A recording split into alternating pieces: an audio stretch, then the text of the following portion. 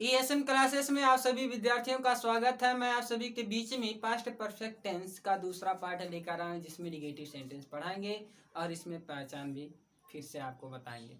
तो यहाँ देखिए क्या है, पास्ट परफेक्ट टेंस लिखा है। पहचान इस टेंस के वाक्यों में, मतलब पास्ट परफेक्ट टेंस के वाक्यों में काम का पूर्ण होना भूतकाल में पाया जाता है और उसके बाद वाक्यों के अंत में चुका था, चुकी थी, चुके थे, या था, ये थी, ये थे आदि शब्द आती हैं। तो मतलब ये आपका पास्ट परफेक्ट टेंस की पहचान है। तो यहाँ देख सकते हैं निगेटिव सेंटेंस। निगेटिव सेंटेंस में क्या करना है, सब नियम वही था, हेड के बाद नॉट लगा देना है, यही आपका हो जाएगा निगेटिव सेंटेंस। तो यहाँ आप देख सकते हैं सूत्र में सबसे पहले सब्जेक्ट लिखना, सब्जेक्ट के बाद हेड, फिर हेड के बाद मेन वर्ब नॉट लगाना है, फिर नॉट लिखने के बाद मेन वर्ब की थर्ड फॉर्म, फिर ऑब्जेक्ट, फिर बिफोर, फिर सब्जेक्ट, फिर मेन वर्ब की सेकंड फॉर्म, फिर ऑब्जेक्ट, फिर अंदर। मतलब आप कहेंगे सर यहाँ तो दो दो सब्जेक्ट, दो दो ऑब्जेक्ट, दो दो मेन वर्ब। मतलब आपके जो पास्ट परफेक्ट टेंस होते हैं इसमें कार्य का दो कामों का होना पाया जाता है, एक तो पहले समाप्त होता है, दूसरा बाद में। तो यहाँ आप देख सकते हैं जैसे उसके आने से पहले वह एक पत्र नहीं लिख चुका था, तो ये आपका यहाँ दो वाक्य, एक तो पहले देखिए नहीं लिख चुका था, दूसरा एक तो आने से क्रिया हो रही, एक लिखना की हो रही, इसका मतलब दो वाक्य पाएंगे। अब ये आपका पास्ट परफेक्ट टेंस है, कैसे है, क्योंकि वाक्य के अंत में चुका था है, इसीलिए जब वाक्य के अंत में चुका था होता है, चुकी थी होती हैं, चुके थे होते हैं, या होता है, या था होता है, ई थी, ये थी आते हैं, तो आपका पास्ट परफेक्ट टेंस होते हैं। फिर उसके बाद पास्ट परफेक्ट टेंस में ये निगेटिव सेंटेंस है क्योंकि वाक्य में नहीं है, और जब वाक्य में नहीं रहता, वाक्य के अंत में पूर्ण विराम रहता है, तब वो आपका निगेटिव सेंटेंस होता है। तो समझ में आ गया होगा। चलते हैं इसका अनुवाद करते हैं। पहले के बाद जो रहेगा उसी का अनुवाद करना है। तो पहले के बाद देखिए इसी का अनुवाद करना, क्योंकि इसी में चुका था लगा है। जिस वाक्य में चुका था, चुकी थी लगा रहे, ये था, ये थी लगा रहे, उसी का अनुवाद हमें सबसे पहले करना है, अर्थात पहले के बाद जो वाक्य रहेगा उसी का अनुवाद करना है। तो पहले के बाद यहाँ क्या दिया, वह एक पत्र नहीं लिख चुका था, तो यहाँ वह पहले के बाद करता क्या है, वह एक अंग्रेजी थी। फिर उसके बाद हमें हेड लगाना है। अब आप कहेंगे हेड क्यों, क्योंकि जो पास्ट परफेक्ट टेंस होते हैं उसी का मतलब सहायक क्रिया हेड होता है। फिर उसके बाद नॉट लगाना है। आप कहेंगे नॉट क्यों, क्योंकि वाक्य में नहीं, इसीलिए नॉट। फिर मेन वर्ब की थर्ड फॉर्म, तो मेन वर्ब कहाँ रहता है, एक दो तीन, तीसरे नंबर पे रहता है। तो तीसरे नंबर पे यहाँ लिखना है, लिखना की अंग्रेजी क्या हो जाएगी, राइट। आप कहेंगे सर यहाँ लिखना तो नहीं लिखा है, लिखा है, तो मतलब लिख में ना जोड़ना पड़ेगा, लिखना, लिखना का अंग्रेजी होती है राइट, राइट का थर्ड फॉर्म रिटेन। और जैसे ही रिटेन लिखते हैं तुरंत ऑब्जेक्ट लिखना पड़ता। ऑब्जेक्ट क्या है, एक पत्र, तो ये लेटर। अब जैसे इसे लिख चुके हैं तो पहले का अंग्रेजी बिफोर, फिर हमें सब्जेक्ट लिखना है, बिफोर के बाद सब्जेक्ट, सब्जेक्ट क्या उसके का अंग्रेजी हो जाएगी ही, और आने का अंग्रेजी कम का सेकंड फॉर्म के, अंत में फुल स्टॉप। तो समझ में आ गया होगा आपको। अगर समझ में आया है तो वीडियो को लाइक कीजिए, कमेंट कीजिए, चैनल पर नए हैं तो चैनल को सब्सक्राइब कीजिए। तो यहाँ आप देख सकते हैं दूसरा वाक्य क्या है, आप पुलिस के आने से पहले चोर नहीं भाग चुका था। तो सबसे पहले आप जानते हैं, किसी वाक्य को पढ़ते हैं, पढ़ने के बाद ये देखते हैं किस टेंस का है।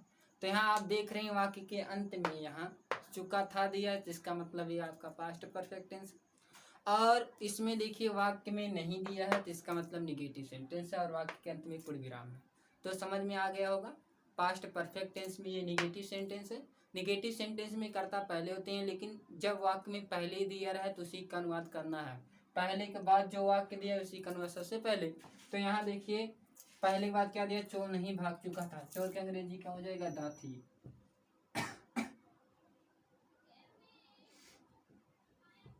फिर उसके बाद द थीफ लिखने के बाद हेड लिखना है, फिर नहीं के अंग्रेजी नॉट लिखना है, फिर उसके बाद मेनर की थर्ड फॉर्म, तो मेनर क्या है, भाग चुकना का अंग्रेजी रन अवे। जैसे ही रन अवे लिखते हैं फिर ऑब्जेक्ट इसमें दिया ही नहीं है, पहले का अंग्रेजी बिफोर हो जाएगा।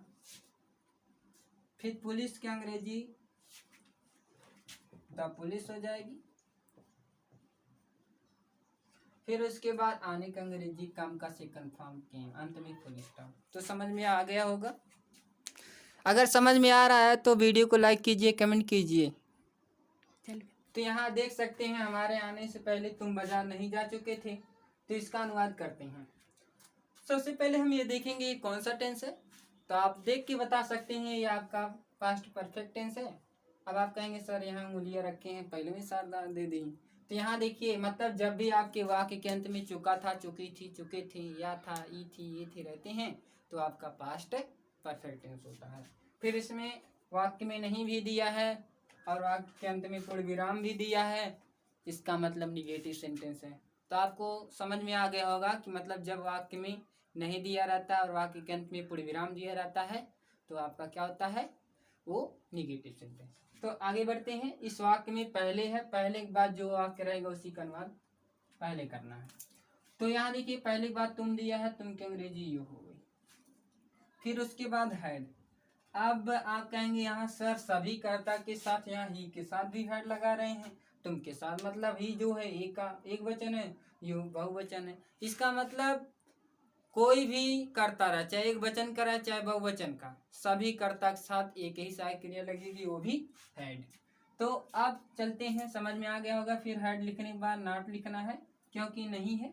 फिर उसके बाद मेन वर्ब कहाँ है, कमेंट बॉक्स में बताइए। तो आप जानते हैं 1 2 3 तीसरे नंबर पे है। तीसरे नंबर पे यहाँ जा में ना जोड़ेंगे तो जाना, जाना का अंग्रेजी क्या होती है, गो, गो का थर्ड फॉर्म गॉन होता है। इसका इतना याद रखिएगा हमेशा, जब भी आपका परफेक्ट रहता है, परफेक्ट टेंस कोई भी, चाहे पास्ट ही क्यों ना हो, चाहे फ्यूचर क्यों ना हो, चाहे आपके प्रेजेंट ही क्यों ना हो, तो उसमें मेन वर्ब की हमेशा थर्ड फॉर्म लगती है। यहाँ हमेशा थर्ड फॉर्म लग रही मेन वर्ब की। फिर उसके बाद जैसे ही मेन वर्ब की थर्ड फॉर्म लिखते हैं तुरंत ऑब्जेक्ट, तो बाजार, बाजार क्या अंग्रेजी क्या हो जाएगी, मार्केट, गॉन टू मार्केट। फिर उसके बाद जैसे ऑब्जेक्ट लिखते हैं, पहले का अंग्रेजी बिफोर, फिर हमारे का अंग्रेजी वी, आने का अंग्रेजी कम का सेकंड फॉर्म के, अंत में फुल स्टॉप। तो समझ में आ गया होगा। अगर समझ में आया है तो वीडियो को लाइक कर लीजिए, कमेंट कीजिए, चैनल पर नए हैं तो चैनल को सब्सक्राइब कीजिए और बेल आइकन दबाना ना भूलिए ताकि नोटिफिकेशन मिलती रहे। तब तक लिए मिलते हैं। जय हिंद, वंदे मातरम। इसका स्क्रीनशॉट